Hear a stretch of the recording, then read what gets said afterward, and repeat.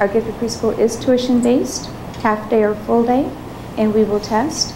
And emphasis on creative thinking, enrichment, accelerated learning, and technology. This, just the other day I was talking to the teacher at the gifted preschool, and something happened where she was doing the opening segment of the class, and somebody walked in the door and she got distracted. She was writing on the board something. She was writing the word mischievous because, I don't know, they were just doing their opening activities. And she stopped and hesitated because her attention was drawn, and one of the little 4-year-olds said, "Let me help you with that." And he had told her how to spell because he thought that she was confused on the spelling of mischievous. So of course, not all of them are at that level, but the beautiful thing is we have a place for that child who is at that level. So our mentality here is that we take kids to whatever level they're at in whatever program we have. And then we call our school-wide cluster grouping model inclusionary model because it is a heterogeneous class. And what we've done is group the gifted students there together in one class and remove those struggling students from that grade level so that the teachers don't have both ranges, and that's really hard to teach both ranges well. So our content replacement is every day for 1 or 2 hours, depending on the areas that they're pulled out with a gifted specialist. And we have all of our content, our curriculum has been developed and prepared for them. So it's really consistent throughout the district, the curriculum that's in that program. And it's a very rigorous, enriched, and accelerated curriculum. The self-contained, I spoke to that a little bit about already. Really, it's for those students who, those other gifted programs that I just described, were not sufficiently challenging. So we don't want to jump to that one unless your child is working at least 2 or 3 grade levels beyond their grade level, and the minimal IQ for that, if they go on IQ, is 140, which is very, very high. Uniquely gifted program at North Branch. Now, we can only serve the students that reside in our district for this program, but we've actually had people that have moved into our district for this program. So they have to have an IEP and show that the regular special ed program with the least restrictive environment did not sufficiently meet their needs, and then the school psychologist can help us move the child into that program. So that one starts at the home school. The Nonverbal Honors Corps, which I spoke to briefly about, is one of our, it's a hidden gem in this district. These kids have opportunities, all the curriculum is integrated with the 4 teachers in the 4 subject areas. And it's all project-based, just like I was talking about with the Digital Learning Center. And in this one, in the Digital Learning Center, the 7th grade emphasizes humanities, basically, social studies, reading, writing, technology, elective, and then the 8th grade really emphasizes the science curriculum with all those other core content and integrated. And then the kids have an elective in their math class and maybe one other class outside of the Digital Learning Center. And we just opened up a high school Digital Learning Center, although we are changing the name is temporary for this year. And this is because it's based on AP curriculum, and the kids can either both proceed through that at 3-year or 4-year pace. It's a very rigorous program, technology infused, and very small classes in these programs, small groups who are really able to go and take that learning at a much deeper level than in a regular class. All of our schools have the honors classes, like I mentioned, and you don't need a gifted identification to enter that, but you do need a teacher recommendation and solid working habits and grades if you are not identified as gifted. These teachers also have training available to them, but in all of our middle schools have all core content areas and honors classes, meaning accelerated math, English, social studies, and science. And then, of course, there's also enrichment classes. The academies I mentioned are at Desert Shadows. If you have a budding engineer or a child that has an affinity for languages, look into this program. These programs, they're fabulous. They take trips to foreign countries for their languages, and they prepare, the pre-engineering really prepares the kids for a CREST, which is Center for Research, Engineering, Science, and Technology. International Baccalaureate, like I already mentioned that program, the applications go through the schools for those programs, not through my office. And AP classes. Now these last few that I'm talking about, the honors and AP and IB do not need the gifted identification, like I mentioned, but many gifted students do gravitate toward those programs and do quite well in them. And the honors online are going to be for anyone who needs them. And that's going to be, we have actually thousands of kids taking classes on the honors online already, even from outside of our district. So those are the programs. But what does this look like in the classroom? I'm very briefly going to show you some of the things that we work with our teachers, and they're not specific to any one of those programs, but they are specific to helping gifted children learn. Acceleration. We know that gifted kids need opportunities to accelerate in their learning in certain content areas for which they demonstrate mastery.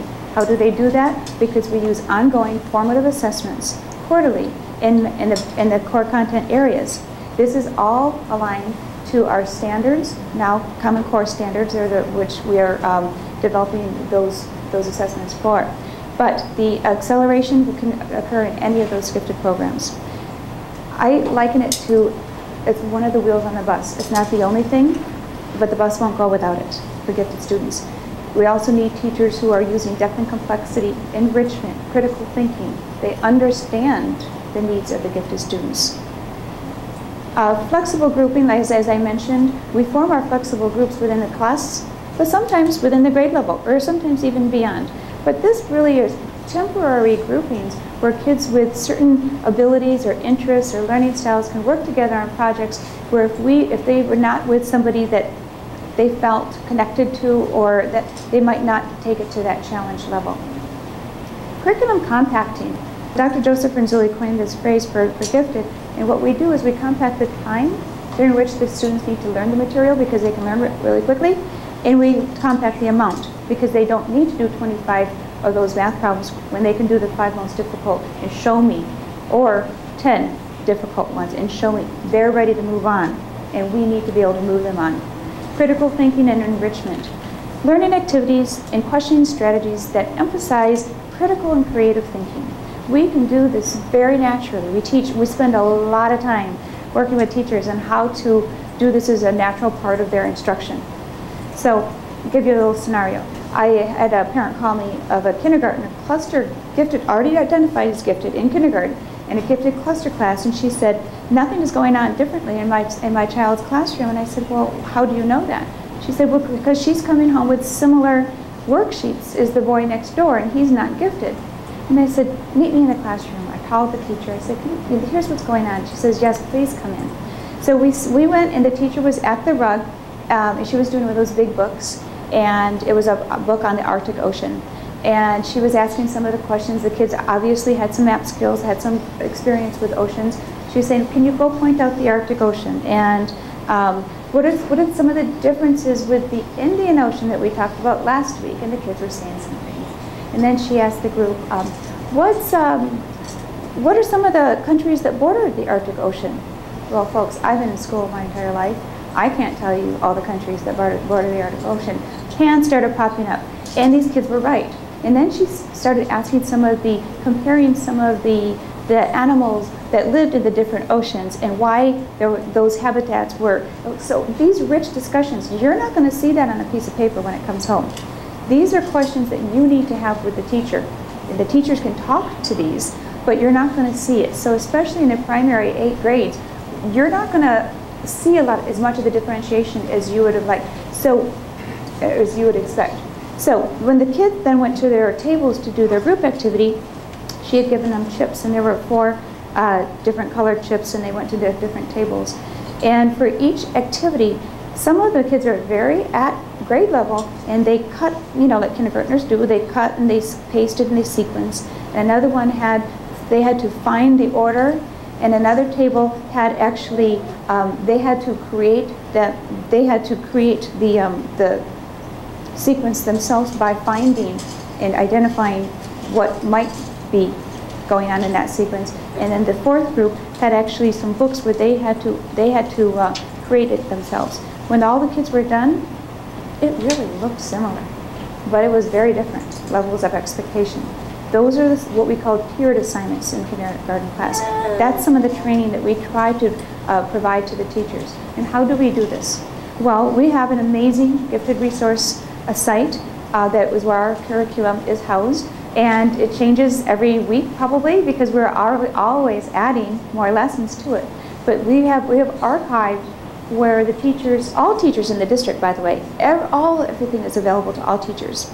But we have where they can chat, where they can look at some of our lessons, where they can do online PD, where they can access thousands of lessons, where they can look at our formative assessments, where we can see what our professional learning communities are developing. So this is a really rich resource that we have provided in our district for our teachers to be able to support them with all that they do. Another way we support our teachers is that we provide a tremendous amount of training. These, I pasted in just the titles of the workshops that we're offering this fall. These are examples that we know these kids in the classroom need these types of, their teachers to understand how to differentiate their lessons. We know that the teachers need some training and some time to work with other teachers to develop these. We don't just throw kids in a classroom and say, okay, well, to tell the teacher, okay, they're gifted, now just go take care of their gifted needs. We provide a lot of support, and we do that very well in PV. I am the author or co-author of those 3 books, the Cluster Grouping Handbook, which is one our cluster teachers use to work in the cluster model. I just recently helped revise Teaching Gifted Kids in Today's Classroom, and we have, our teachers did a training video, and this is a national training video in a variety of our classroom settings, all of those ones that I just showed you, the programs that I showed you.